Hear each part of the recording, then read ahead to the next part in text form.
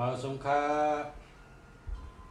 มาสูงพอไม่พี่น้องเขาพอถอมีน้องเขากูก็กูก้นค่ามาสูงกูก็ก้นค่ามาสูงค่ามาสูงค่าพอไม่พี่น้องเขาค่ะเมื่อในหัวข้อแนะนำพอไม่พี่น้องไว้ดีพอถอมีน้องเขากูก็กูก้นค่าเมื่อในก็เป็นวันที่28 9 เดือน 2 19ค่ะเขาค่ะพบกันเมื่อนังยามพบกันกูวันค่ะยาม8 โมงกลางค่ำค่ะเนาะเมื่อในก็ตันลา1ก็8 โมงไป1ค่ะเนาะก็เขาค่ะมาพบมาทบกันมาอุบกันมาให้ก่อกันค่ะรายการจิ้นแฉค่ะพ่อแม่พี่น้องเขาค่ะมาด้วยรายการจิ้นแฉมาใหญ่ๆนำค่ะอ่อนกันมาใหญ่ๆนำนั่นเป็นตั้งยุ่มยำของก้นเฮาค่ะนะก้นเฮาค่ะก็เจออันยุ่มฉละนะครับเนาะเจออันยุ่มฉละเขาค่ะว่าประกอบไทยได้ความชื่อส่วนปกคลนั่นน่ะเนาะแต่เขาก็ว่ายุ่มพอยุ่มมันนั่นกันเนาะพอยุ่มก็ย้ำค่ะแล้วว่าเฮาตัดแต่เฮ็ดเคลื่อนเฮ็ดเยตัดแต่อยู่แต่เศร้าตัดแต่นุ่งโคนุ่งเลี้ยงเฮาค่ะเกิดปีสังเฮาค่ะเป็นทัดสังเฮาค่ะแต่นุ่งโคจึงเฮาแม่นจอมบ้านเกิดเฮาค่ะเฮาแม่นจอมหนามเฮาค่ะเป็นทัดสังห้ำโหลชื่อก้าสีสังโหลชื่อเสื้อผ้าสีสังมาเฉยจังได๋ฮะเนาะพอกัดโดยเฮาค่ะแต่ได้ฮู้เพิ่นเฮาค่ะอยู่เฮาค่ะแต่ได้ตาสีจังหือเพิ่นเฮาค่ะไหวกะตั้งเลยแต่ได้ตาสีสังให้เพิ่นฮักเพิ่นแป้งให้คนเฮินถูกหมอพอความกันเป็นอันหนึ่งใจเดียวกันอำนั้นก็พอเฮาค่ะอยู่เฮาการค้าขายหลีเฮามีเงินมีคำเจ้าเลยก็หลีพอเฮาค่ะมาโดยเฮาค่ะแต่ได้ฮู้ค่ะเนาะประวัติตั้งฮู้อันว่านั้นมันก็ยืนปันกันได้ค่ะป้อมถอมมาหังกล้วยป้อมเมื่อกูปอกได้เปิ้นอ่านเด็กจังไกฮู้ค่ะเนาะตัวเดี๋ยวนี้ได้ถอมมาหังกล้วยจังไกฮู้ค่ะกับตัวกับปานบ้านเมืองขึ้นกับขึ้นปานได้แหลกลายมาเยอะนะลิกก็ไม่อ่านมันมีลิกเสียงนะครับตัวเดียวนี่เป็นลิกเสียงครับเมื่อกูปอกนี่เป็นลิกอ่านเอาตาเฮาด้วยอ่านกำโตค่ะเนาะเมื่อเดี๋ยวซ้ำเป็นลิกเสียงครับเฮาคานั่งเฮ็ดถอมนอนเฮ็ดถอมกำใจเฮาค่ะเนาะพอเฮาคาถอมเฮาคาก็เลยตั้งฮู้ครับครับมาสูงค่ะพอมีพี่น้องเขาค่ะเขาค่ะฮบจอมกินแฉกันเนาะเมื่อเดี๋ยวจินแฉค่ะก็ตั้นเอาค่ะเขาค่ะปิดปังจินแฉค่ะมาฮบมาทบมาอุบพอมีพี่น้องเขาค่ะจินแฉค่ะมาค่ะเยอะไม่กันแค่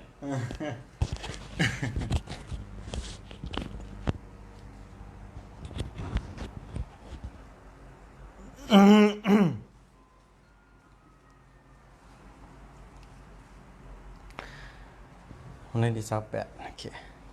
มาสงค้าคู่เมืองดีครับมาสูงค่ะมาสงค้าปอเมพี่น้องอวยเกาหลีผู้ถ่อมยินเฮาเขาตั้งหมดตั้งเสียงค่ะเนาะเมื่อในเฮาสินเสเตียวตั้งหูตั้งหันนำหูอันดีๆมาผักมาตอนมาลาดเนปอเมพี่น้องเขาผู้ถ่อมยินเฮาเขาก็ควันเนาะอ่อนกันเปิดถ่อมยินด้วยค่ะเนาะคู่เมืองดีเมื่อในเตแฮหางแฮนขอถามหางมานั่นเนี่ยเฮาเปิดถ่อมจ้อมกันค่ะเนาะสินเสกอมฮู้ค่ะครับมาชมกันพอมีพี่น้องเขาค่ะมาชมกันตั้งเสียงกันเนาะมาชมทั้งกรรมกะเมื่อเดี๋ยวเขาค่ะเดี๋ยวพบทบอุบกันลองได้การจิ้นแชอันบนหนังกุวันค่ะเนาะเขาค่ะถ่อมได้การจิ้นแชเสียวจังไปถ่อมจ้อมกันอ่านข่าวหางเฮียนมาขอถามกะค่ะขอแนะนำพอมีพี่น้องอวยดีผู้ถ่อมพี่น้องเขากูก็กูกวนค่ะในเป็นรายการจิ้นแชเมื่อในวันที่28 9 เดือน 2 19กะออกรายการกูวันข่าวยาม8 โมงกลางคืนกับกลางค่ำถามตอบปัญหากูลองเกลิดเธอจังแดงนะครับหัวข้อเมื่อไหร่ติดถามมีหนังไหนครับเขาขาดติดถามจินแฉข้อที่1เมื่อพุกเป็นวันตูสัตอีสังลาไลอันอ่ำถูกอ่ำแมนกันนั่นครับเมื่อพุกตั้งแขกเป็นห้องว่าเป็นวันงูค่ะวันงูและตั้งหมูแมนกันกับเมื่อพุกนั่นนะงูซ้ำเป็นงูไฟหมูซ้ำเป็นหมูน้ำไฟและน้ำนั้นมันหดกันมันบอดกันก่อนนั้นเมื่อพุกนี่เป็นวันอันตีเพราะว่าเขายุ่มเจอเพอเขาไหวเจอเพอเขาว่างเจอเพอในจางยาต่อยขึ้นจางยาหักหลังก่อนนั้นในเมื่อพุกนี่อย่ากอหลุดและมีสตินะฮะอย่าไปยุ่มเจอเพองานในวันเมื่อพุกนั่นกันนะเพราะบนมาลาถังบนมาอุบหังบนมาโจอย่างก็มีสติเมื่อพุกนั่นผู้เหลือเพอเสียมวานเกิดเป็นปีตัวสัตว์ปีงูและตั้งปีหมู2 ปีตัวสัตว์ในหลุดและมีสตินะคะเนาะมีจะไหนคะอ่ำแมนอ่ำถูกอ่ำแมนกันในวันเมื่อพุกนั่นค่ะคู่เมืองดีค่ะครับกำได้ทำข้อที่2ครับเมื่อพุกเป็นวัน ธาตุอีสังคะ เมื่อพูกในเป็นวันธาตุลิ้นค่ะก้อยกับเป็นธาตุลิ้นเหนียวกอบนั้นเมื่อพูกในนะฮะก็เป็นวันอันตีก้นในเตหมอขี้ถี่มาอำต้อนขี้ถี่ก็เตหมอขี้ถี่มาก็เพื่อเป็นลิ้นเหนียวนะฮะอำเตหมอขี้ถี่ขี้เหนียวมาจะไหนครับเนาะเมื่อพูกเป็นวันธาตุลิ้นค่ะเป็นธาตุลิ้นเหนียวค่ะธาตุลิ้นเด็กเอาครับคำถามข้อที่3ครับเมื่อผูกถูกดีเสือเสือโคสีสังคะก็กลแห้งถัดใจตกแดกลอันป้ายอยู่ดียุบย่อมเจ้านั่นครับอ๋อค่ะเมื่อพูกนี่ถูกดีใส่สีเหลืองนะฮะย่อก็ถูกดีใส่สีส้มหมักจอกย่อก็ถูกดีใส่สีกาแฟค่ะเนาะเดลีค่ะเอาครับกันในคำถามข้อที่4ครับเมื่อผูกถูกดีเสือเสือโคสีสังคะก็ขะเหกลตั้งหลายมีเมตตาหักนะครับค่ะนะครับ เมื่อพูกถูกดีใส่เสื้อข้วนเป็นสีขาวค่ะอ๋อพี่สังสัตว์ก้นติมีเมียตาเนื้อเขาค่ะในวันเมื่อพูกนั่นค่ะนะนี่เจ้าหนันนันค่ะผู้เมื่อดีค่ะเอาครับกันในคำถามข้อที่5ครับเมื่อผูกในถูกดีเสือเสือโคสีสังฆะเหก้าเมียดไขมันก้าวไขมันมีฉุนมีดับนะครับ อ๋อค่ะเมื่อพูกในถูกดีใส่เสื้อโคสีเขียวค่ะนะเพราะใส่เสื้อโคสีเขียวเนี่ยก็ตีเมื่อหนังคู่เมื่อดีถามขอถามมันนั่นค่ะเอาครับความถามข้อที่6ครับเมื่อพุกถูกดีออกคอออกเฮิรนกว่าจู้ภายตั้งใดครับเพราะเธอผีสังสัตว์กุลมีเมตตาหักในเขาครับอ๋อค่ะกำคันหน้าโอเคเมื่อพูกนะฮะถูกดีออกคอออกเฮิรนกะตั้งเจิงห้องวันออกซื้อๆค่ะเจิงห้องวันออกซื้อๆของตีเฮาอยู่นั่นนะฮะเอาครับความถามข้อที่7ครับเมื่อพุกถูกดีออกคอออกเฮิรนกว่าตั้งใดครับเพราะเขาก้าเมตรไขมันมีน้ำเมตรน้ำตอนครับตั้งห้องซื้อๆค่ะกับจู้ภายตั้งห้องซื้อๆค่ะนะฮะเอาครับความถามข้อที่8ครับเมื่อพุกถูกดีก่อจ้าพัฒมาตีเฮ็ดรองสัง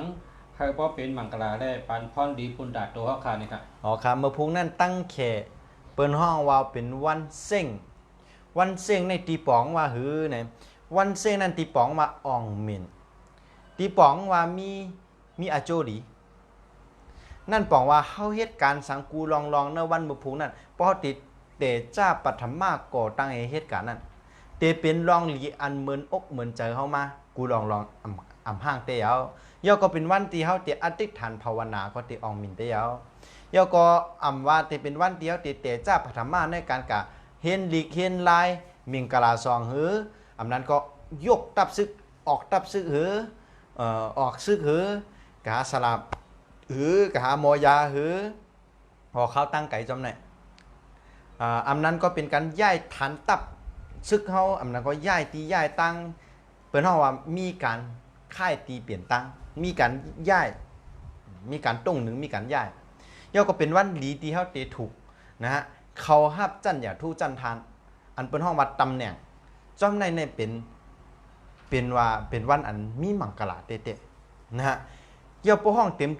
เปิ้นสมองว่าหือไหนเปิ้นห้องว่าวันเซ็งยิกนะวันเซ็งยิกเนี่ยมันถูกแมนลีก่อจ้าปัทมาเฮ็ดหังไหนมันถูกแมนลีก่อจ้าปัทมาในการเปิดเสียงเปิดร้านในวันบ่พกนั่นนะฮะย่อก็เป็นวันเดียวแต่เลี้ยงหมูกระทะเลี้ยงหมูจุ่มอันนั้นเปิ้นห้องว่าเฮ็ดปางเลี้ยงกันห้องกันมาช่วยหน่วยกันห้องกันมาอุบกันเฮาไม้ก่อกันผัดกันเหือมาจู้กันมาอุบกันมาลาดกันมาลาดต่อกันนะฮะย่อก็เป็นวันที่เฮาเตไว้วันไว้เจ้าวันเจ้าเมืองเจ้าตีเจ้าตั้งคืนเขียงสังปุตอันเปิ้นห้องว่าตั้งไทยห้องว่าบวงสรวงก็ว่าเป็นวันที่เฮาดีถูกจ้าก็ถูกลีแต่จ้าก็จ้าปฐมาในการตีเตกะยศยาโตเจ้าเก่ากะเอ็กซเรย์กะตัวโยกะนะตูนะคิงเจ้าเก่ากะยศยาโตเจ้าเก่าย่อก็เป็นวันที่เฮาติแม่หอแม่เฮินแม่ตีแม่ตังแม่ผาสร้างแม่โคของเป็นวันที่เฮาดีคุดเปิดนาดินเป็นวันที่เฮาดีตังเตงเป็นวันที่เฮาดีเผาคนตายพังศพพังหกพังแห่เป็นวันที่หลีที่เต็มมักมันลงคอหมายกันเป็นวันหลีที่ตังเสาเป็นวันหลีที่หลีผูกต้นไม้ครับเมื่อผูกวันหลีลองหลีมีมังกรมีไว้เจ้าหนังไหนครับอันหลีถูกแต่จะปฐมะก่อตั้งเหตุการณ์นั้นครับเป็นเจ้าหนังไหนครับคู่เมืองดีครับพอผูกต้นไม้ในวันผูกนั้นเจียวหมอกเจียวได้กินหมักหมอกก็หอมหมักก็หวานมีการเจ้าหนังไหนครับครับ เพราะนั้นได้แคมเตๆขายในมาพกในขายยามเย็นเมื่อนับปืนขนมคำกันนะเพราะแต่กอดตึกซึกในก็เขาได้ให้ฉลาในมาตัวว่าเขาได้กอดตึกบนมาพกในต้องได้เป้ในเพราะนั้นได้มาพกในเพราะเป็นขนมคำเนี่ยเขาจัดชิกกับตึกได้เขาเป้บนนั่นนะ เป้กันเดี๋ยวเขาหลอกกันตั้งเพิ่น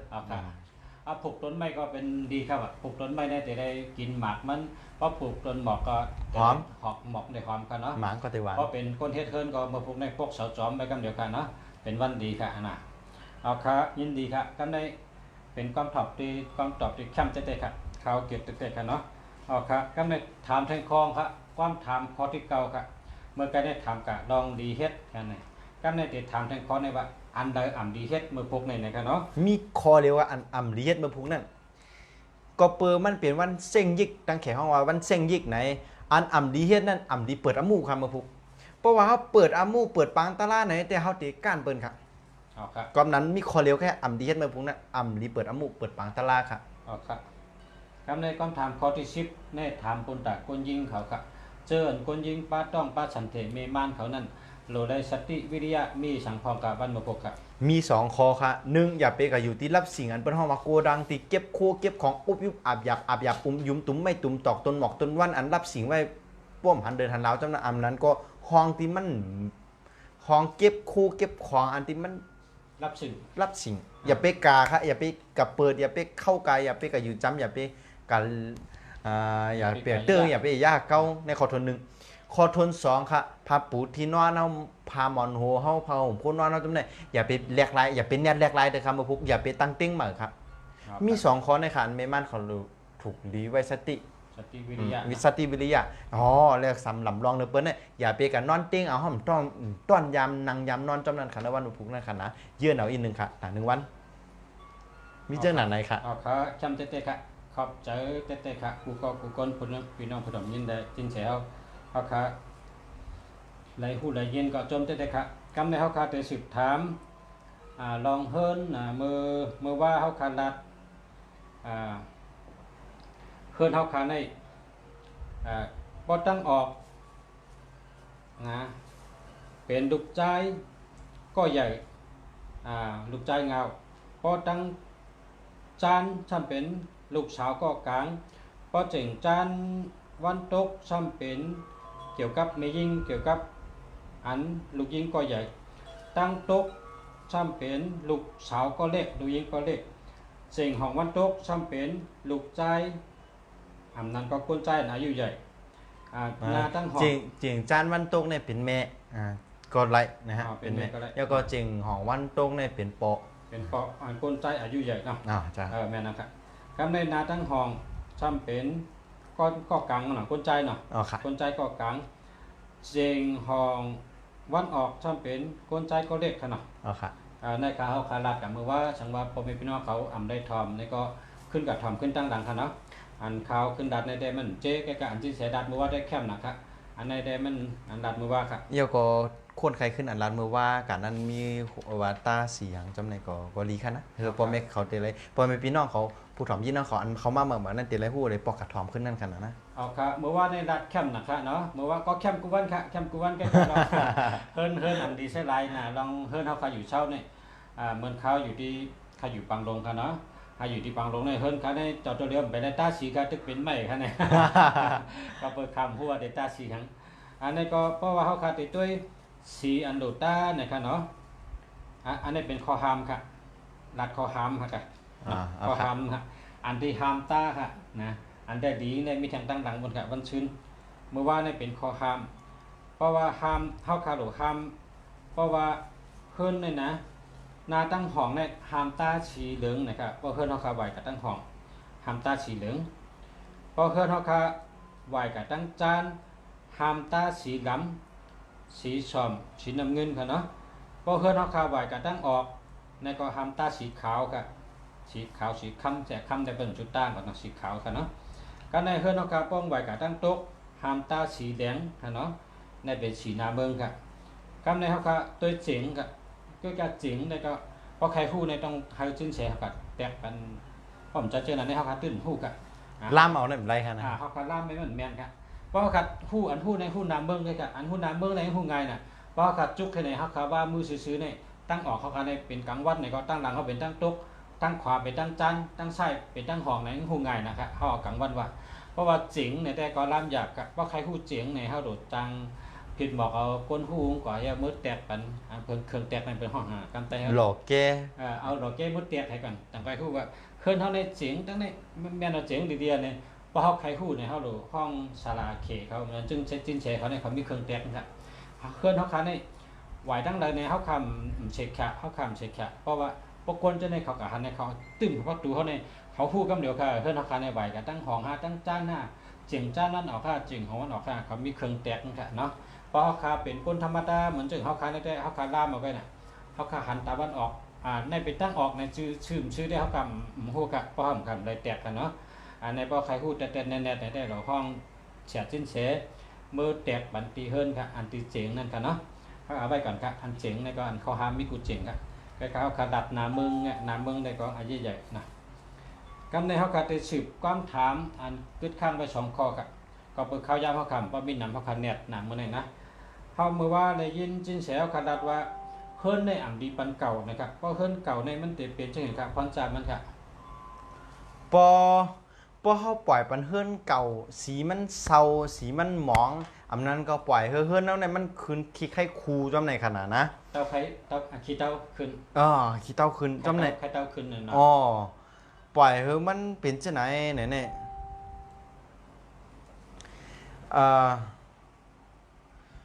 โจกามจะตา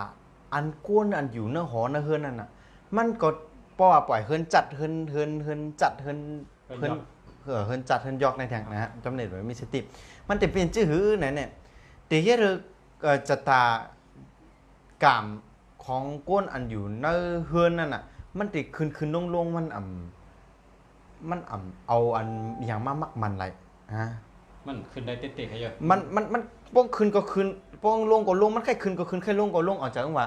มันเอาอย่างมันเฉียชานะโยก็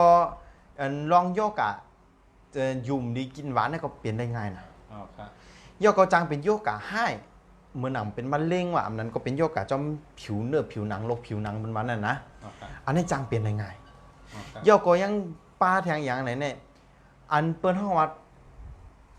เจอเขานั่นอันเป็นห้องอารมณ์เขานั่น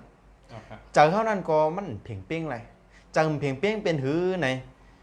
ป้องใครขู่ก็ขู่ใครยุ่งก็ยุ่งใครให้ก็ให้อันเป็นว่าจังเป็นโรคซึมเศร้าอันเป็นว่านั่นขนาดนะจังเป็นโรคซึมเศร้าเฮ้ยก็เป็นห้องแถมเบี้ยวเป็นห้องไบโพล่าอันนั้นปองว่าหางไหนมันเป็นเหมือนหนังก้น2 ก้อยอยู่ในตูก็เดียวใครยุ่มไรใครขู่ไรใครให้ไรกำก้อยเพราะนั้นเขาเลยหือไหนเขาหลุยเอาคอเฮือนเขาหน่อยเฮือนป้มมดใส่สางว่างสร้างรางหูตาไว้เห็นน่ะเนาะโยกตั้งนอกตั้งนั้นในอ่ำหลูหกห้ามอ่ำหลูมีขี้ไข่คูอ่ำหลูมีสีเศร้าสีมองก่อนนั้นในเฮือนในโป้งเก่ามาดูเนี่ยตาสีมาเพราะว่าเขา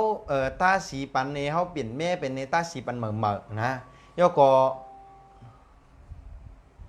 เพราะว่าเขาตาสีเหม่อก็ลำลองเปิ้นเขาหลุดด้วยว่าเขาหลุดแต่จ้าต้าเอาผ่ายตั้งเหลือกว่านะฮะเพราะกับต้าเมียนผ่ายอันให้เนี่ยก็ให้ตั้งปีก็โจตุลีก็ขึ้นไปทางปีนะฮะเพราะนั้นเนี่ยหลุดด้วยวันยามดีนั่นดีตาสีตาเหิมเมียนผ่ายตาเหิมเมียนตีตาเหิมเมียนตังนะฮะย่อก็ตาสีอันที่มันกำเขาจำสีมันเสริมดวงสีอันกำหนามเขากำจั่วจำนั่นนะฮะก็ติเป็นพ่อนดีเพราะนั้นอันว่าเพราะว่าปล่อยเฮิรนเก่าเฮิรนเชาเฮิรนหมองเฮิรนสอหอเฮิรนมีขี้ไข่คูเฮิรนแตกเฮิรนจัดเฮิรนอาจำนายเนี่ยอันที่ว่าลำลองเนเปิ้ลใน1 โยกะจำเป็นโยกะให้แห้งเขาเดี๋ยวลืมหนังกรรมจำเป็นโยกะให้แห้งจำเป็นโยกะโรคมะเร็งโรคผิวหนังนะฮะโยก็ยุ่มดีกินหวานกันตั้งเฮือนนั่นถึงว่าลองเจ็บไม่ใครเปลี่ยนในถึงว่าโก้จับโก้กันเนาะอันนั้นก็โก้เก่าอะไรเป็นเยาเป็นแทงนี่ไหนครับ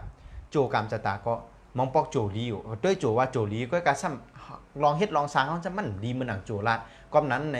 ปลาแต่ตีเฮือนเนาะอันเป็นห้องว่าฮงจุ้ยนั่นขนาดนะเพราะนั้นมันขึ้นลงมันเอาเน้นเอานอนมักมันไรเยาก็จางเหมือนจะอยู่ว่าขี้เงาเหมือนไก่ติดหาจังนั้นก็เป็นกันได้ค่ะเนาะเยาก็เป็นคนจางวนน้ำเยาก็เจอตีป๊อดค่ะเจอป๊อดจุกซักพิษพัดนะพอเฮิรนแล้วเลยเป็นเดือดไม่ในแต่ใส่ใจอินละค่ะนะหลุดได้ตาปันสีมังแม่ลูบปันอันห้อยแตกห้อยจัดห้อยอานั่น ก็ติเป็นรองดีค่ะมีจังไหนนะครับคู่เมืองดีฮัลโหลและมีสติป้องเก่าหรือในตาเฮิมมากับคำเดียวนะฮะ เอาค่ะเขามีคองค่ะติดคำใจว่าพี่น้องแต้วยันยินว่าโรคซึมเศร้าเนี่ยนะกำแต้วเป็นว่าคนที่เหงาจุนนั่นค่ะ เหงาจุนมันแดดเช่านั่นค่ะเหงาจุนนั่นค่ะเป็นโรคซึมเศร้าอ่ะคนไทยห้องแต่กำแต้วห้องว่าเพราะว่าเหงาจุนล่ะมันเป็นหามันเหมือนจะเหงาจุน เหมือนไก่ที่ทาน เหมือนไก่กาล่านั่นนะ เหมือนไก่เป็นกาล่าเลยเหงานั่งก็เลยก็เหงาอยู่ก็เหงานั่นน่ะเหงาจุนน่ะคนไทยห้องนั่นน่ะเขาห้องโรคยอกกะจืมเศร้าเขานะมันเศร้ามองใจมันในใจในตัวมันปื้อจื้นปางนั่นค่ะห้องว่าโรคซึมเศร้ากันเนาะค่ะก็ในเขาค่ะจะสืบถามแทงคอหนึ่งค่ะจินเฉลค่ะ มันแดดเช่าทาง คนเป็นเจ้านั้นเนี่ยยัดผมเช่าค่ะยอกกาเจ้านั้นนะยอกกาอ่ำยัดผมเช่านั่นค่ะโรคซึมเศร้า เอาค่ะแจ้งได้แล้วค่ะการในเขาค่ะสืบความถามแทงคอความถามคอในก็เขาเป็นสัตว์ไปต่างในเขาก็แก้ได้จอยเดี๋ยวพอมีน้องเขามีตั้งนำค่ะเป็นมาถึงปังค่ะว่าลูกค้าเนี่ยใครเก่าห้องเฮียนนะลูกเสียมันป้าใจเห็นหนังสือค่ะกว่าห้องเฮียนค่ะก็กว่าก็ป้าใจสอนดิสอนได้กว่ามากก็ตุ้ยมังปอกทงดิถึงเป็นเจาะมังปอกก็บ่รู้เก่าห้องเฮียนต่อไปมาลากให้ใส่หัววากะช้อนทางก็หู้แก้มตุ้ยว่าก็เอาช้อนก็หยับในร้อนตื้อร้อนว่าหยับใครเก่าห้องเฮียนขั้นช้อนปีญาขั้นช้อนดิสอนได้จะเนี่ยเฮาคาดิมาถามผู้ฮู้นะผู้รู้ผู้ฮู้ว่าจินแฉเขาฮู้ลองไล่เกมมันเฮาคาได้ถามเขาในค่ะเนาะผมมีพี่น้องเขาค่ะขอถามก็มีว่าป้อลูกอ่อนหรือความป้อเมลูกอ่อนหรือความผู้อุปเปิงอันนั้นก็อำถ่อมความป้อเมอำถ่อมความผู้ใหญ่อำป้าใจป้าคอกะเฮงกะห้องเฮนข้างเฮนล้วนตื้อล้วนว่าหยาบช้อนหยาบเจ้าในเตเรเฮ็ดจังหือค่ะเนี่ยครับถามกินเฉยครับ อ๋อค่ะเฮาหลุดสัจใจหลังเฮิรนเฮาค่ะหลังเฮิรนเนี่ยมันลาดอย่างเฮาไหลพองเนี่ยหลังเฮิรนก้นตั้งหนำเนี่ยนะฮะเวลาข้าวยามนะเนื้อการตีแม่หอแม่เฮิรนเนี่ยนะฮะเขาเตะหือเนี่ยเขาเตะด้วยกับตั้งเนื้อมันเหเนื้อก็ด้วยกับตั้งน้องเล็กๆน้อยๆเป็นจื้อหือเนี่ยเขาเฮิรนลองหล่ำลองอันลองสำคัญในนาเฮิรนพอด้วยนาเฮิรนเราเฮิรนในแก่ละในเล่าละในเนี่ยเป็นสัจจะนาเฮิรนพอก้นก็ด้วยกับตั้งน้ำด้วยตั้งหลังนะเป็นจื้อหือเนี่ยก้นตั้งหนำเนี่ยเพราะว่าด้วยตั้งพอด้วยหางก็ด้วยกับตั้งน้องไงนะฮะยกก็สัจจะก็สัจจะกับตั้งน้องไงสัจจะนาเฮิรนไงป้าจะนาเฮิรนไงด้วยกับตั้งหลังซ้ำพอสัจจะก็หือว่าจะเป็นห้องเฮ็ดเขาเฮ็ดพักเขาว่าบนห้องว่าอันที่สองไพ่เฮาห้าอันนั้นก็ติดตั้งหลังเฮิรนจังเป็นห้องน้ำเฮาห้าอันนั้นก็ติเปลี่ยนเหมือนจังว่าเครื่องเจ้าคู่เฮิรนน่ะก็เสืองไว้ตั้งหลังห้าซิมไว้ก็เก็บไว้ตั้งหลังห้ากูเมียวค่ะอันดีแนวก็เหยียดไว้ตั้งหลังเฮาเก็บไว้ตั้งหลังพอเปิ้นต้วยในเปิ้นต้วยตั้งนานนั่นน่ะเฮาก็เสืองก็ซิมไว้ตั้งหลังในเปิ้นต้วยหันนั่นครับยาวปัดเอาเป็นชื่อจังฮู้ค่ะกำในหลังเฮิรนเฮาในมันก็ติโหกมันก็ติอุยุบอับยับก็อาหยับยุมกับจู้กับตุ้มกันไว้ตั้งนั้นกันนะก็ในจ่องหู้ครับวันหลังเฮิรนเท่านั้นเนี่ยมันมีอันลำลองเต้ๆครับอ๋อมันมีลำลองก้านนาเฮิรนครับก้านนาเฮิรนว่าชื่อหือเนี่ยหลังเฮิรนเท่านั้นปอในตังหงจุ้ยนะตอนนั้นตังหงจุ้ยวิจารการยาวเนี่ยเป็นว่าหือเนี่ยเพิ่นว่าเหมือนหนังก้นส่งยู่นั่นน่ะก้นยู่บ่อยู่กันเป็นยู่ทั้งหลังฮะก้นส่งยู่เพิ่นฮ้องว่าอีทั้งหลังอ่ะก้นส่งยู่ก้นกำถอกก้นเมียเขาอยู่ทั้งหลังเฮิรนครับเพราะนั้นเนี่ยเฮาหลูเฮอลองสำคัญติเตะนะฮะเพราะว่าป้อนหน้าเฮิรนในนะฮะก้นอันอยู่หน้าเฮิรนก้นอยู่หน้าหอหน้าเฮิรนหลังนึงนะครับหลังในหลังเฮิรนเนี่ยก็บอกว่าเป็นลูกของเฮานั่นก้วยนะฮะพอเฮิรนเพราะว่านะเฮิรนหลังนะหลังเฮิรนมันหกจูกรรมจะต่างก็เหมือนว่ามันปุดขาดแปดก้นอันตัดมากำถอกมาเมียกมาห้องมายู่มาอีเหิงปอว่ามีดีเปลี่ยนนั่นไหนก็หายากเหมือนหนังว่ามีเหมือนเตเข้ามาเปิดตีมาจอยว่าเตเมื่อลำหุก็กำหันมาอีบอกเปิดห้องว่าลองกำถอกลองเมียกห้องกันนั่นมันเต็มตีมังปอก็เปื้อนถูกดีจอยเฮาเต้ๆเปื้อนตีจอยเฮาเต้ๆแกถังเปื้อนดีจอยเปื้อนทำมาหมังเอาแทงมาเฮ็ดเดี๋ยวสุกซักเลยกับแทงซุ่มเมียวซุ่มแทงนะฮะยอก็ปอเฮามีลูกเฮาก็ดีให้ ติดตื้อตีว่าหยาบสอนหยาบอำเอาความบอกไส้กากาบอกหน้ากาหลังจะไหนครับดาตั้งตกบอกนั่งออก อ๋อนั่นนะครับเป็นชื่อหือเนี่ยตั้งหลังเฮือนเฮานี่ลำลองเด้อเปิ้นป้อมมืดลับสิงห้าอำนั้นก็มันเปิ้นเฮาว่าลมมันปั้นทิ่มแหล่ลีห้าเปิ้นเฮามันเหม็นอับในขนาดนะมันอันอบไปแล้วก็มันอึบตึบไปมันอึบตึบมันกลับไป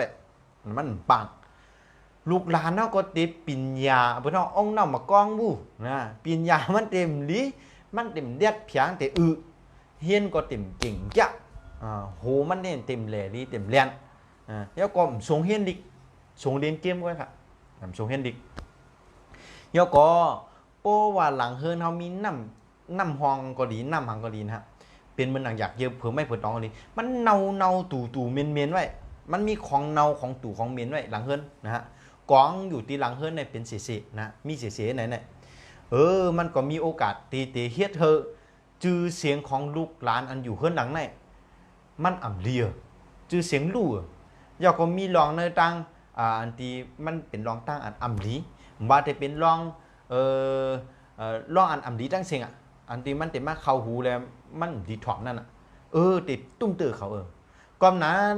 เพราะว่าเขาเฮ็ดหอเฮ็ดเฮือนแม่เฮือนเนี่ยสั่งจากปันหลังเฮือนเฮาอีกนึงแหละเฮือนหลังเฮือนเฮาเนี่ยมันบ่มดเสือไว้เพราะหลังเฮือนเฮามดเสือสร้างล่างหูสร้างล่างตาอากาศซ่าอันว่าลมเนี่ยมันปัดเหล่ดีไหนๆแล้วก็เปิดไพ่ปันเฮือแหละพวกคนมีนาเฮือนเปิดไพ่ปันหลังเฮือนเนี่ยมันบ่เฮือสางวางไว้เฮือนบ่กึ่งตังนะฮะเฮือนบ่เฮือไว้ป่งหมันนั่นเลยเฮือนบ่เหม็นอับอึบตึกอากาศซ่ามันนั่นลมนั่นปัดเขาปัดออกไรลีเหล่ดีลมเหล่ดียอก็อันเป็นอย่างเยอะผมไม่เพื่อต้องก็อึดดีๆปันเชาไอเมียนออกนะพอมีนะของตู่ของนอกของเมียนเก็บแปดพอเฮ็ดจังไหนนะฮะพอเฮาด้วยปันฮงจุ้ยอันเป็นหลังเฮือนเท่านั้นพอเฮิงหมดใส่สังวางจังไหนยาวเฮิงดีขึ้นจังไหนยาวไหนเนี่ยกูลองอันว่าอันคู่มือที่เขาถามมาว่าลูกเหลือกล้ามลูกวายหยาบลูกจี้นากาหลังลูกจี้ไส้กาลูกจี้กาไส้ลูกว่าหยาบสอนหยาบจนนั้นอันป้าเจอสัมสจากการเฮียนจนนั้นเล่นกาเกมจนนั้นแหละเมาตังหักจนนั้นก็นะก็พอเขาเฮ็ดปันตั้งหลังเฮือนเฮาได้หมดเสยปันเสียงไพ่เฮือจังไหนอากาศซาเลดีเสียเสาตู่เสาเนาเสาเมียนมีเนี่ยก็ชื่อเสียงลูกเต้าเฮาก็ได้ดีมาลูกก็ได้ว่าไงถ่อมกล้ามมาจังไหนพอเลยถ่อมยินกะว่าหันว่ามันมีควันดีเนี่ยก็อย่าลืมกดไลค์แล้วก็กดแชร์ปานนั้นอวยก็เฮาก่อนเฮาหักก่อนเขามีลูกมีเต้าก่อนเขาตึ้งเต็มมีลูกมีเต้าจำนายก่อนเขามีลูกมีหลานได้ว่าหยาบสอนหยาบในแช่เฮอเขาได้ฮู้แช่เฮอเขาได้ถ่อมแช่เฮอเขาได้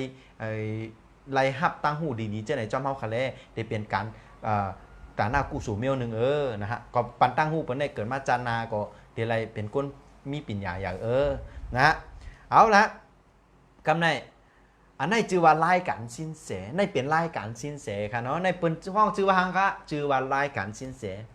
เมื่อในวันที่28เกาเหลือน2562ออกรายการกูคำค่ะในข้าวยาม8 โมงต่อ8 โมงเขามักมันกันแต่8 โมงค่ะมันตีเรือพองจุดพองกับไปหังความมันกันอีกนึงเขาได้ออกรายการกูข้าวยามกูวันกูขึ้นนะกูขึ้นจะกูวันกูขึ้นน่ะดิ8 โมงกลางขึ้นถามตอบปัญหากูลองก็ถามเป็นคู่เมืองดีก็แล้วก็ติดเกลิดปัญหาแจงแรงๆก็เกลิดเป็นเฮาสินแสนะฮะเอาลองป้ายปิ่นยาลองป้ายเขลองฮงจุ้ยเนี่ยมาเกลิดปัญหาปอมเป็นพี่น้องเขาอันถามเขามาพอหันว่ามีพรดีในจอยกดไลค์กดแชร์ปันผู้ถ่อมยินเฮาอวยกอดีเฮานะอวยกอดีของผู้ถ่อมยินเฮาบ่เลยฮู้จอมกันค่ะเลยนะเอาละป้าจะถามลองฮงจุ้ยใครผิดปังสินแสเมื่อจัดฮงจุ้ยตีหอตีเฮือนตีเสียงขายโคร้านการ้านขายตีอำนั้นก็ตีคิดปังสินแส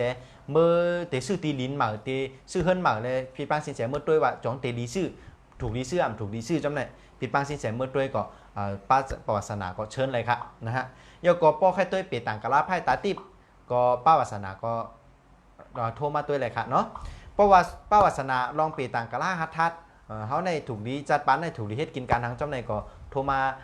ลัดต่อโทรมาถามสินแสเลยค่ะเนาะสังว่าใครไตเต้นอ้างเฮิมป้อสร้างล่างดีผุยโจกผุยลาเฮิมป้อเตอร์ถี่พองจังไหนก็ผุยขุมมึนขุมคำมาเฮิมป้อมีเงินมีคำพองเหมือนเปิ้นพองไหนก็มีกินมีจ่ายเหมือนปนเปิ้นว่ามีกินมีหลูกิน ต้องก็ไล่ใส่บ่น้องกู้สู่ก็ไล่ใส่ก็เตรียมจะไหนเนี่ยก็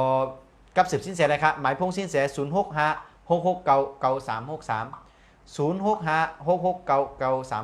ถ่อมด้วยหลีลีด้วยซบสินแสทางกำคันเนาะ0656699363อันนี้เป็นหมายพงสินแสครับกับสืบมาเลยค่ะเนาะเพราะว่าถามว่าสินแสในผุยกูวันค้าออฟฟิศในผุยกูวันค้าลือย่างให้วันค่ะป้อมไรกว่าการตั้งนอกจัดทงจุยตั้งนอกแต่เปิดขิงข้าวยามหลายโมงค่ะเปิดขิงข้าวยาม10 โมงเมื่อเจ้าต่อถึง6 โมงปลายลาค่ะเย้าเหลือเสียนั่นค่ะรู้เหลือเสียนั่นก็ป้อนอลี8 โมงต่อ8 โมงกึ่งเนาะแต่จอมในเนี่ยก็เตรียมมาถ่ายทอดสดปันปอมแม่พี่น้องเขาจะไหนต่อถึง10 โมงกูขึ้นจะไหนขนาดนะเอาละพอถามมาสิ้นแสเนี่ยอยู่ที่หลังในอยู่ที่เกียงใหม่ครับตัดซื้อหลังเกียงใหม่อยู่หลังวัดปากเปาครับจำประตูท่าแพในครับเนาะย่อก็เพราะอยู่ว่าหลังวัดปากเปาเนี่ยซื้อหลังหนาในจือว่าชุมชนหมู่บ้านอุ่นอารีครับซื้อหลังชุมชนหมู่บ้านอุ่นอารีก็เป็นซอย7ครับตรงคามซอย7นะฮะฝั่งคามซอย7ย่อห้องเป็นชื่อครับห้องเป็นสีเขียวไว้เขานะฮะห้องเป็นสีเขียวเปิดไฟสมในไว้หน้าห้องครับนะฮะเอาล่ะกำไรโป้ถามว่าสินแสในกาจัดฮงจุ้ยก็คือกาตุ้ยปีต่างก็คือกาหังก็คือในกับสืบมาตั้งหลังครับเนาะกำไรซ้ำล็อกไล่กันตุ้ยปีต่างในห้องมีวันเดือนปีเกิดจองในตุ้ยไรค่ะสินแสตุ้ยไรเขาตุ้ยไรค่ะนะเขาเตะไตเต้นไตอ้างเมื่อจู้สินแสคือสินแสไตปันจองไรพอมีวันเดือนปีเกิดลาดมาต้องวันเกิดลาดมาสินแสก็ไตปันไรอยู่ค่ะนะครับเอาละค่ะพอติดตุ้ยตีสินแสในทุ่มมืดตุ้ยไรกำเดี๋ยวว่าป้อมมีคิวกดตุ้ยไรค่ะพอมีคิวก็แต่ไรโอนเงินเนี่ยจองคิวไว้ค่ะเนาะก็เปิดเขาเอาจองคิวค่ะเอาเนาะ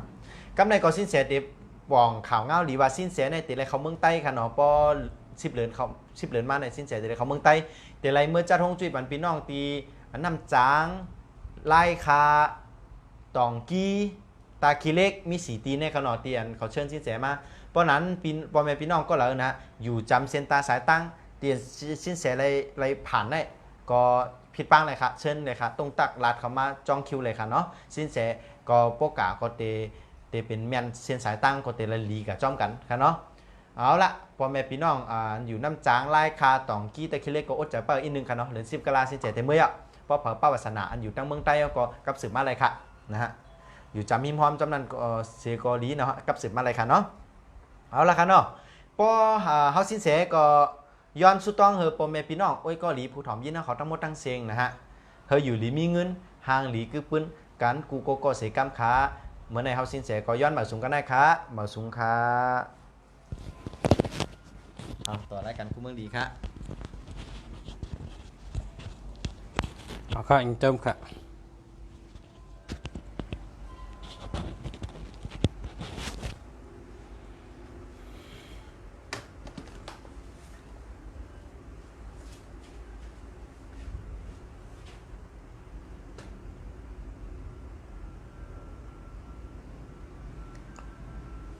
มาสูงค่ะมาสูงทางกำค่ะกำในตั้งแต่ย่ำตัวเดียวในก่อนในเพราะว่าไล่ถ่อมไล่การชิ้นเฉียวในเขาคาเด็ดตอบลองหมายพงค่ะพอแม่พี่น้องเขาเจอใครถามตัวหมายพงอันที่เจออยู่นั่นจ่องมันดีนะจ่องมันรอดเพจ่องมันมีเงินจ่องมันดีเนี่ยก็ทำเขามาอะไรค่ะเนาะทำมาอะไรค่ะทดแต้มมาอะไรค่ะเนาะกาจูพอแม่พี่น้องไปถามเขามาในเขาได้รัดนำปัดพงอันถูกลีเจอร์ในการภายลองเมตตาและภายลองมอลัดแล้วก็เป็นเมตตาค่ะเนาะค่ะได้รัดตัวนับในเป็นจุ้ม3 ตัวค่ะนะกาจูพอแม่พี่น้องไปมาถามเขาก็ได้อุบลองตัวนับเมตตาปันพอแม่พี่น้องเขา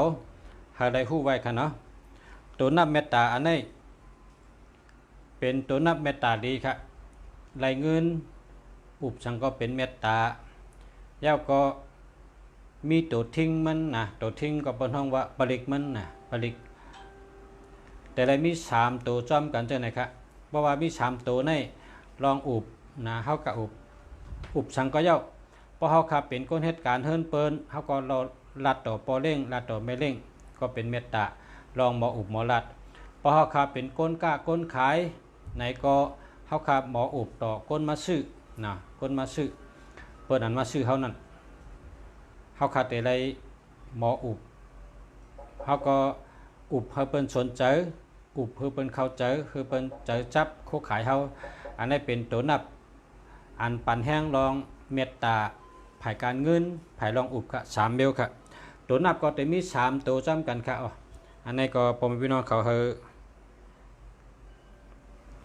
อันใดคู่ไว้กันเนาะค่าติดแต้มต้องการตัวเร็วหน่อยค่ะ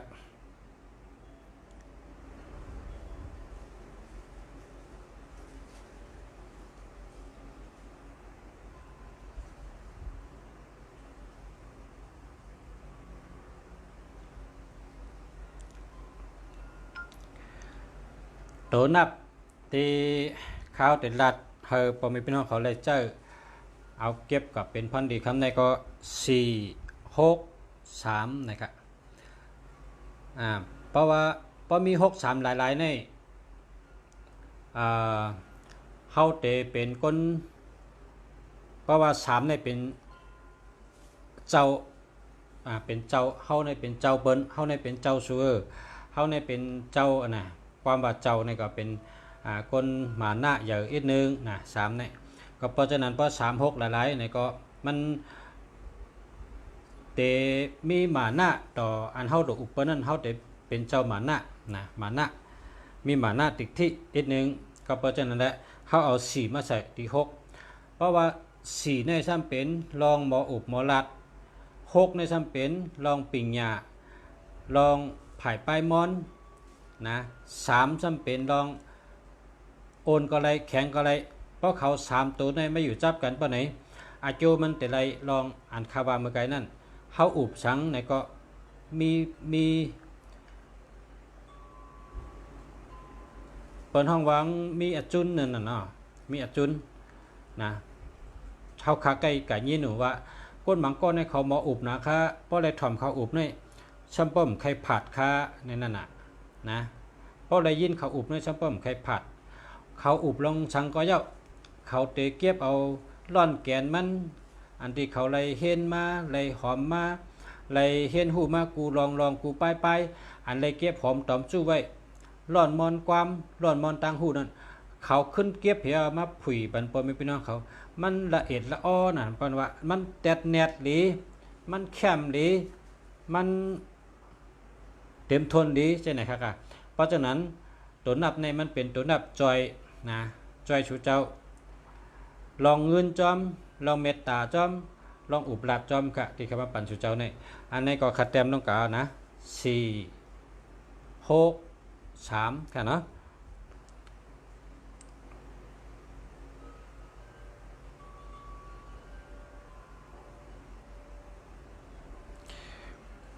เอาค่ะอันคัดเต็มกว่า4 6 3นี่ก็เป็นอาจูงเป็นเจ้าไหนครับไล่ลองเมตตาดีมีเงินมีใจเกี่ยวหมออุบหมอลัดครับครับในอันคัดเต็มต้องการแทง159ในปุ่นตาพอเฮาคาเดี๋ยวเจอหมายพงเนี่ยนะถูกดีมีกูก็ว่าอะไรครับ159เนี่ยคือกะเพราะว่าหามไรคามันหาหยับเนี่ยก็อันเหมือนกันตั้ง159ก็มีอยู่ครับพรดีมันเหมือนกันก็มีอยู่คือกะเพราะว่ามีไหนก็เนื้อหมายพงเขาในเฮามีอันตีกูกันอันตีกันเป็นเมตตาเฮาอะไรกูกันนั่นอันนั้นเขาติดเตรียมไว้ว่าเนื้อหมายพงเขาในหลุดเลยมี15อันนั้นก็24อันนั้นก็36อันนั้นก็78นะกูเลยกู1หลุดเลยมีไว้สังว่ามีเหตุกูเลยกู1ก็มันก็ปังว่าลีค่ะนะเพราะว่ามีไหนก็เพราะหาได้หรือหาให้มีค่ะนะหาให้มีให้อยู่ไว้ในโทรศัพท์เขาค่ะพอพี่น้องเขาเลยใจอันดีมันนะมันจึงคัดเต็มลง159นั่นแหละมันดีเต้ๆค่ะเนาะดีเต้ๆค่ะลีปุนตา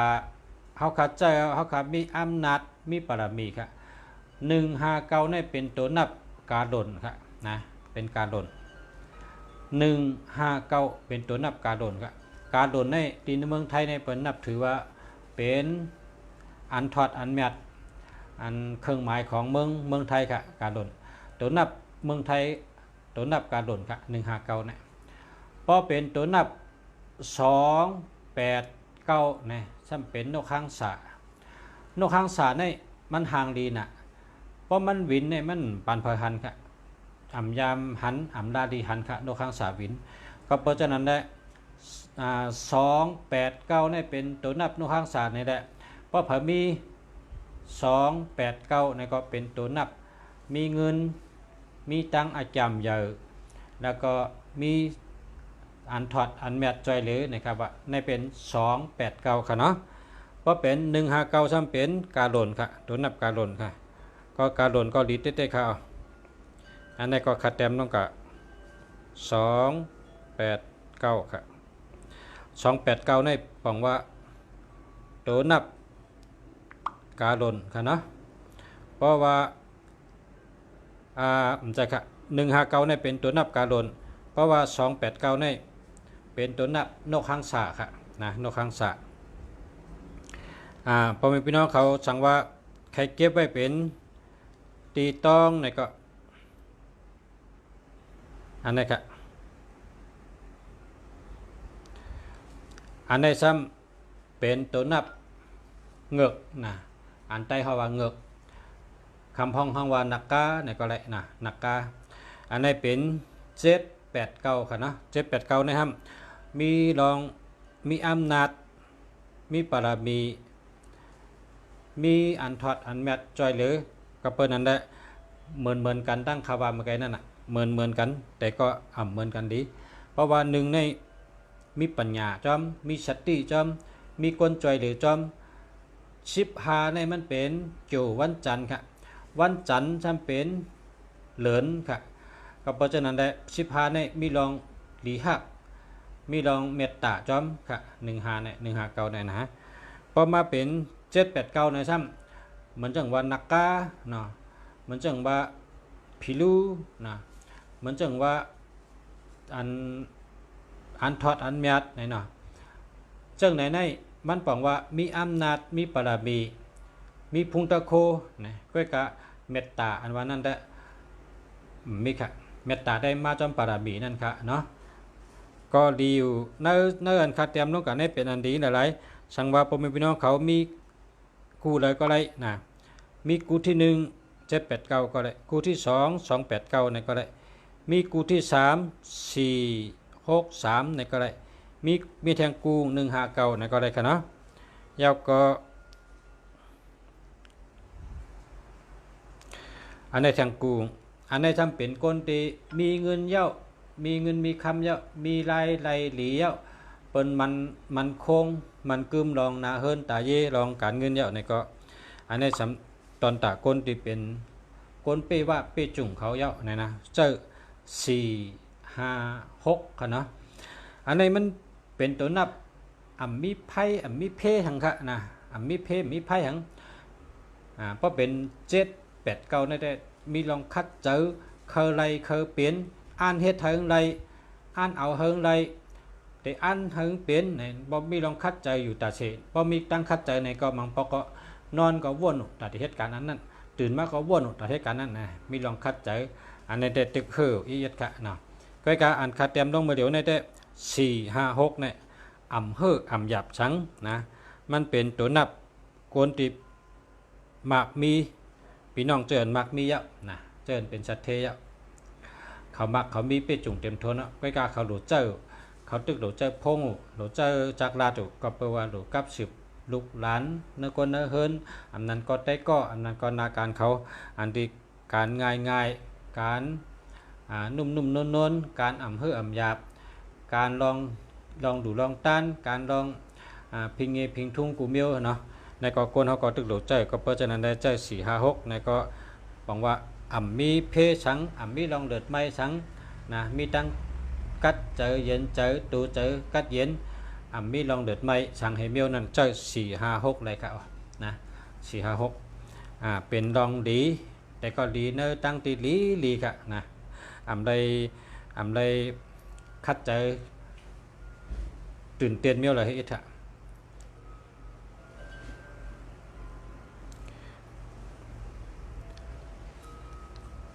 ได้ตื่นเต้นเมียวละฮีแล้วค่ะก็เพราะฉะนั้นแหละเฮาค่ะเอาตัวนับอันดีมาตอนพ่อแม่พี่น้องเขาสังว่ากว่าหาซื้ออย่างสังว่าเพราะว่ามันจังว่าอันเมื่อใกล้ๆกับสืบมาติคาว่าคาอยู่เมืองปานลุงเสียคาอยู่จอกเมลุงเสียคาอยู่ลาเชวลุงเสียฉะนั้นนะเจออันใกล้กับสืบมาติคานั้นก็ได้ก็คาอยู่ที่ตองกี้ใช่ไหมเพราะเขาเจ้าแค่กับชื่อเนี่ยก็ชื่อจังไหนไว้ค่ะใกล้กับตีป๋องก็เหมือนหนังคาราดนั่นน่ะเพราะว่า4 5 6ในซ้ำเป็นก้นตีปี้จุ่งเต็มทวนยับนะมีหลายๆหมานการเนี่ยมาเพราะเป็นเฮิรนอันเป็นขาดนั่นเมืองเขานั่นหนึ่งห้องใน150,000หลาย150,000เป็นขาดไว้เฮิรนเขามีไว้เฮิรนให้เอาปันเป็นขาดนะเขานับเลยว่า1 เดือนเท่าไรก็ได้เงินเขาเย่เงินเท่าไรก็ได้เงินเขาป่านเท่าก็ได้นะเขาก็นับเลยนั่นน่ะเป็นเจ้า4 5 6เป็นก้นตีเป้จุ่งเต็มทวนยับนะ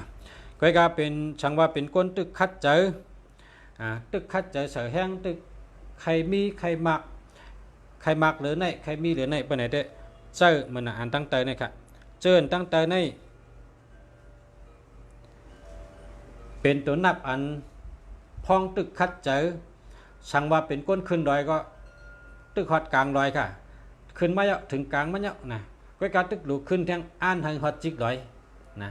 เป็นตัวนั้นครับพอเป็นก้นเหตุการณ์มักมีก็ว่าตั้งมักมีค่ะกันได้เนี่ยมันไปเป้งหนังใจค่ะคาเตเอนั่นให้มันมีนำเลยเนี่ยให้มันมักนำเลยเนี่ยก็ตั้งเอนั่นพอมีจังนั้นก็ใจตัวนับเหมือนหนังว่าอันเต็มขึ้นมา289อันนั้นก็789อันนั้นก็782จังได๋ค่ะตีเต็มขึ้นมาปานนั้นค่ะเนาะในเปลี่ยนดองเฮาตึกเคยมีแทงตั้งมุงมองเฮาตึกมีแทงตั้งยังอ่านเฮาไปถึงเป้าหมายเฮาไปถึงเฮาตึกคัดใจอยู่ในตัวใจจังได๋ค่ะเนาะเพราะเขามันแคมหรือในซ้ำนะใส่ทางตรงครับเขาได้ใส่ไปทางตรงให้มันเป็น4 อันกันนะเพราะว่าเมืองในมี4นะเมืองครับที่ในเมืองเขตเนี่ยพอมี8 4ตัวในกายใหญ่น่ะในเขาวางค้าฉะนั้นค่ะอันคนฮู้จักค้าในเขารัดดอกค้าเฮามาด้วยไปต่างที่เขาว่าพอมี8 4ตัวในกานะในเมืองเฮาในเมืองเขตเนี่ยข้าซ้ำถามว่าเฮ็ดจังได๋มันกาละ8 4ตัวเนี่ยเขาว่ามี8นาเมืองลุงเสียตั้งตกตั้งออกตั้งห้องตั้งจานเนี่ย8นาเมืองเลยเฮามักมี8ในเปิ้นห้องว่ามักมีว่านั่นน่ะนะ8ในมักมีเขาเกียกนั่นแหละตัว8ในว่าจังนั้นครับกำในใครใส่บรรตัว8ทางตรงค่ะเนาะให้มันมีหรือแคมเลยเก่าค่ะเนาะมีหรือเก่าแคมเลยเก่า8 7 8 9เฮ็ดจังได๋ครับ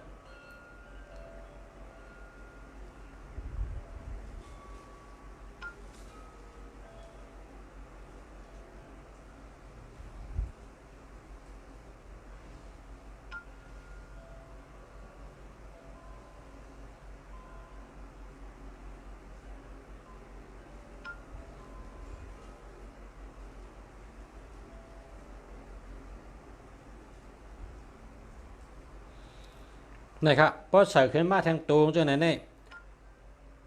แห้งมันก็ใหญ่มาแทงเหมือนหนังกาค่ะนะกาเนี่ยกาหลงเนี่ยพอใส่เป็ดตุนมันแทงลูกนึงเนี่ยก็แห้งมันก็ขึ้นมาแทงนะพอใส่แทง2 ลูกมันก็ขึ้นมาแทงพอใส่3 ลูก 4 ลูกขึ้นมาแทงให้นั่นจ้ะค่ะพอสู่เจ้าเจินฮู้คนอเมริกาในฮู้เหลียเนาะแห้งเนี่ยฮะเป็ดตุนนั่นนะแถมแห้งมาเนิ่นนำปัดพงเฮาค่ะนี่ก็มันเหมือนจังนั้นค่ะบ่เฮาขาดแทงตัวนับดีแล้วก็เป็นกูมิดเป็นคูเมตตาอันที่เป็นกูกันนี่มันแห้งมันได้นำขึ้นมาค่ะมันได้จ่อยให้กวนเฮามีแห้งเจอนะกวนอันยิบนี่มีแห้งเจอมีถัดเจอมีแห้งเจอมันแห้งเจอแก่น่ะนี่นะแห้งเจอมันแก่น่ะแห้งเจอมันเข้มน่ะนะกวนอันแห้งเจอเข้มแห้งเจอแก่กวนอันถัดเจอเข้มถัดเจอแก่นี่มันฮือนี่มันเหมือนนั้นเฮาขาหันกวนนั้นแก่ๆในเมืองเฮาขานี่น่ะนะเฮาขาหันกวนคำพ้องในเขาแก่น่ะพอเฮาหันในก็ซัมปอดีควายอันเขาเฮ็ดเขาช่างนั่นก้อยกะเขาก็เรียเพี้ยนว่าหนังคือเขาเตจ้าเหมือนหนึ่งเขานั่นนะลายเฮ็ดเขานั่นเขาก็ยึงได้เขาก็เฮ็ดได้พอเขามีตัวนับจังไหนเขาก็คัดเจอเลยเขาได้เฮ็ดให้จ้าเลยเขาได้นะก็เปิดกวนเขาในมันอยู่ที่คัดใจค่ะนะพอเขามีของหลีพอเขามีโค2 หลีพอเขามีกาหลีพอเขามี เบอร์โทรดีเขาก็หลุดได้คัดเจอตั้งคัดเจอเขานั้นหลุดได้คัดใจต่อหนึ่งค่ะนะแต่ว่าคัดใจเมื่อได้มาผูกเฮ็ดในเต็มไรค่ะหลุดได้คัดใจต่อกันด้วยค่ะสืบกันขึ้นอย่าไปปั่นมันอย่าไปปั่นมันกึดแปะนะตั้งคัดใจเขาเนี่ยเขาเฮ็ดสังก็ยะนะมันเหมือนก้นเรียนค่ะพอเป็นตึงนกบิกปี๊ดเนี่ยป้องเรียนออกกะยางเนี่ยก็ยางที่2ที่3ให้ตามกันกว่าอย่าไปถอยอย่าไปกึดนะเพราะเขากึดแบบเขาซุ่มเป็นยางเขาก็หลุดเรียนให้ถึงยังหมายเขาไว้ถึงเป้าหมายเขาไว้เหมือนกันค่ะก้นอันมีตัวนับดีก็เพราะเขามุ่งมองว่าเขาติอ่านเฮ็ดสังเนี่ยก็ตั้งยังอ่านเขาตั้งมั่นใจเขาให้กว่าได้ติ๊กนะอย่าไปกึดอย่าไปลึกลองสั่งก็ยะเพราะเขาติเฮ็ดสังเนี่ยเขามีตั้งทัดใจเข้มนะทัดใจมันกึมมีตั้งยังอ่านมันกึมเขาถึงอันเขาใครถึงยังหมายเขานั้นเป้าหมายเขานั้นค่ะเนาะตัวนับก็เป็นแห้งใจเช่นนั้นครับเป็นแห้งใจเป็นทัดใจก็เพราะฉะนั้นเนี่ยเปิ้นหาชื่อตัวนับดีๆมาใส่ไว้ในพงเผอพงมันในนำปัดพงเผอนำปัดพงมันนะครับนะ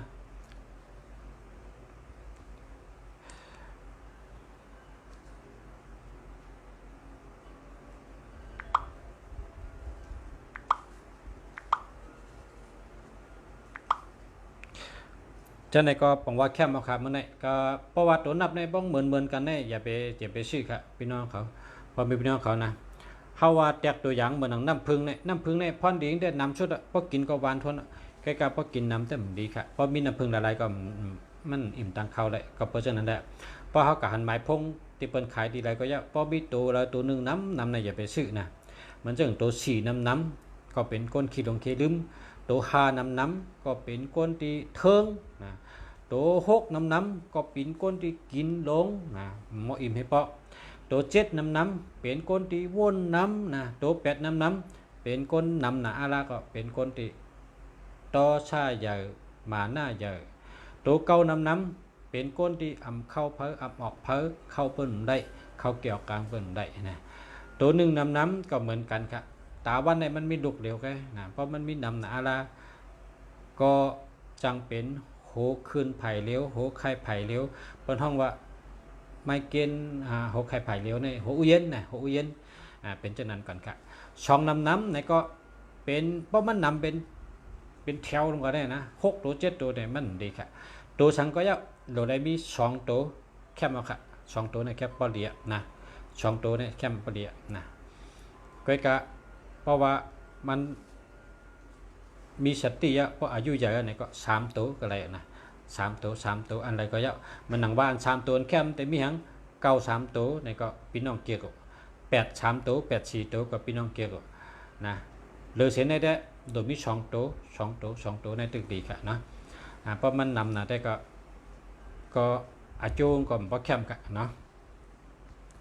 เฮาคาโหลดเจอให้ปรีนั่นครับค่ะกันในก็มีในค่ะเมื่อไหร่ฮอบกันในก่อนเมื่อพบกันฮอบกันทางค่ะก็พอใครกับสืบมาตีเขาในก็กับสืบมาตีหมายพงเขา088 789 1968นะครับเนาะกับสืบมาไดกูขิงกูย่ำค่ะเขาจากคู่เมืองหลีเจียงใหม่ค่ะหมายพงเขา088 789 1968ค่ะ088 789 1968ค่ะเนาะพอมีพี่น้องเขาค่ะมาสงค้าย้อนสู้หาขึ้นใหญ่มาสงกูก็กูก้นค่ะมาสงหาอยู่ดีมีเงินห่างดีกึกปืนกูก็กูก้นค่ะมาสงค่ะ